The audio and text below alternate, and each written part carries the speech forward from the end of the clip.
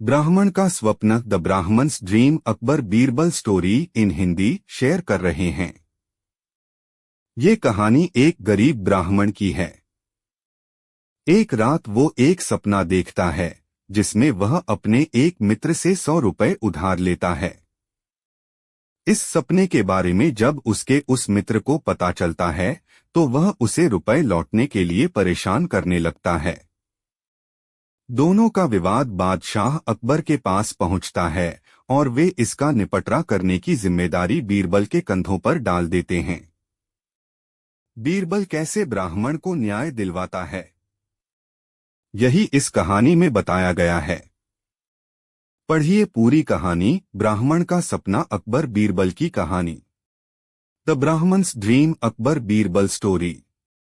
Table of contents. The Brahmin's dream Akbar Birbal story. The Brahmin's dream Akbar Birbal story in Hindi. Brahmin's dream Akbar Birbal story in Hindi. Brahmin's dream Akbar Birbal story in Hindi. पढ़ें अकबर बीरबल की संपूर्ण कहानियां। एक रात एक ब्राह्मण ने स्वप्न देखा कि उसे उसके मित्र ने 100 रुपए उधार दिए हैं। प्रातः नींद खुलने पर वह उस स्वप्न के बारे में सोचने लगा। वह सोचने लगा कि इस स्वप्न का अच्छा या बुरा फल क्या होगा।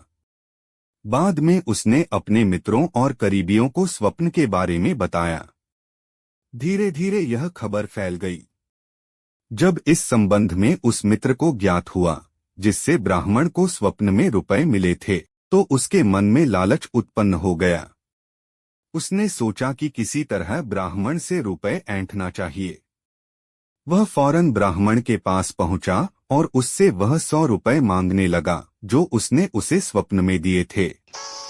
पहले तो ब्राह्मण को लगा कि उसका मित्र उससे हंसी ठिठोली कर रहा है, किंतु जब वह बार बार गंभीरतापूर्वक अपने पैसे मांगने लगा तो ब्राह्मण बोला, मित्र, वो रुपए तो मैंने तुमसे स्वप्न में लिए थे, यथार्थ में नहीं। चाहे कहीं भी लिए हों, सच यह है कि तुमने आवश्यकता पड़ने पर मुझसे रुपए लिए थे। अब मुझे आवश्यकता है, इसलिए तुम मुझे वो रुपए वापस कर दो। मित्र क्रोधित होकर बोला। पढ़ें मुल्ला नसरुद्दीन की सर्वश्रेष्ठ कहानियां। ब्राह्मण बेचारा दिन भर परिश्रम करके किसी तरह अपना गुजारा चलाता था। उसके पास फूटी कौड़ी भी नहीं थी। वह कहां से 100 रुपए देता? उसने मना किया तो दगाबाज मित्र हाथापाई पर उतर आया। ब्राह्मण क्या करता? रुपए देना उसके सामर्थ्य से बाहर था। वह भी डटकर खड़ा हो गया। दगाबाज मित्र को आशा थी कि ब्राह्मण उसे रुपए दे देगा, किंतु जब उसे अपनी दाल गलती दिखाई नहीं दी तो वह ब्राह्मण को यह धमकी देकर चला गया कि मैं तुझसे रुपए जरूर वसूल करूंगा और गवाही में उन लोगों को उपस्थित करूंगा जिसके सामने तुमने रुपया पाना स्वीकार किया है। अगले दिन दगाबाज मित्र ने ब्राह्मण पर उधार रुपया लेने का अभियोग लगाकर न्यायाधीश के समक्ष न्याय की गुहार लगाई। न्यायाधीश ने दोनों पक्षों की बात सुनी किंतु कोई निर्णय न ले सके। सोच विचार कर न्यायाधीश ने यह मामला बादशाह अकबर के पास भेज दिया। अकबर ने मामले पर अच्छी तरह गौर किया, यह जानते हुए भी कि मित्र सरासर दगाबाजी कर रहा है। अकबर को मामले के निपटान की कोई तरकीब न सूझी। आखिरकार उन्होंने बीरबल को बुलवाया। उसे सब मामला समझा दिया कि बेचारे ब्राह्मण को उसका दगाबाज मित्र ठगना चाहता है। इसका न्याय ऐसा होना चाहिए कि दूध का दूध और पानी का पानी हो जाए। पढ़ें शेख चिल्ली की सर्वश्रेष्ठ कहानियां। अकबर का आदेश पाकर बीरबल ने यह मामला अपने हाथ में ले लिया। मामले को सुलझाने के लिए उसने एक बड़ा सा दर्पण मंगवाया। उसके बाद उसने दर्पण को इस तरह रखवाया कि उसमें रुपए की छाया दिखाई पड़े।